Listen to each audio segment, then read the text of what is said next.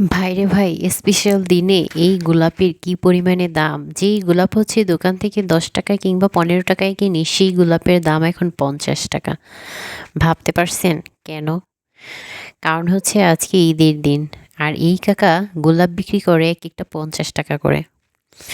যাই হোক, এখানে মানুষ যদি আসে আর যদি প্রিয় মানুষকে ফুল একটা কিনে দেয়, তাহলে তো সে দিতে বাধ্য এবং দোকানদারের তো প্রচুর পরিমাণে লাভ। তো যাই হোক, সেরকম সৌভাগ্য আমারও হলো। আমিও একটা গোলাপ পেয়ে গেলাম।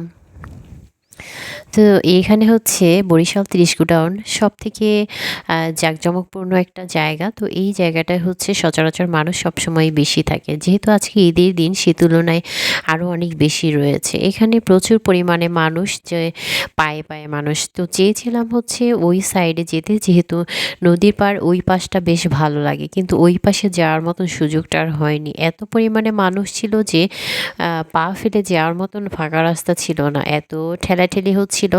তো কি আর করার। তো আপনি যদি চান হচ্ছে বধ্যভূমির এই পাশটায় ঘুরতে পারেন। এখানে হচ্ছে যেহেতু নদীর ২ পাশে হাঁটা চলার রাস্তা রয়েছে, মাঝখানে নদী রয়েছে। এই কারণে হচ্ছে মানুষটা একটু ছড়িয়ে ছিটিয়ে থাকে। কিন্তু হচ্ছে ৩০ গোডাউনের ওই পাশে হচ্ছে যেহেতু রাস্তা একটাই, নদীর পাড়ে দাঁড়ানোর মতন, বসার মতন, এজন্য হচ্ছে ভিড়টাও বেশি ছিল।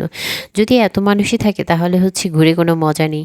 আমি যদি একটা বেঞ্চে বসে দুটো কথা না বলতে পারি আর প্রকৃতি যদি উপভোগ করতে না পারি, নদী না দেখতে পারি, তাহলে তো সেই জায়গাটায় বসে বা ঘুরে যেয়ে কোনো লাভই নেই।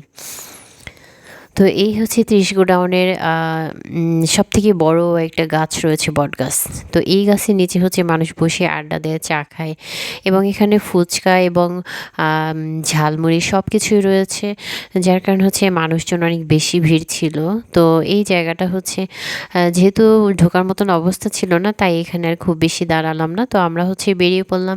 তো সামনেই হচ্ছে একটা মেলা হচ্ছিল। তো অনেকে আনন্দ করে হচ্ছে দেখতে গেছিলাম যে আসলে মেলাটায় কী আছে। ঢুকে অবশেষে দেখলাম হচ্ছে ডান পাশে আচারের দোকান এবং বাম পাশে হচ্ছে কার্পেটের একটা দোকান রয়েছে। এছাড়া তেমন কিছু দোকান আমার চোখে পড়েনি। উম আর হচ্ছে কিছু খেলনা রয়েছে, নাগরদোলা এবং নৌকায় চড়ার মতন জায়গাটা রয়েছে। এছাড়া আমি আর কিছু দেখিনি।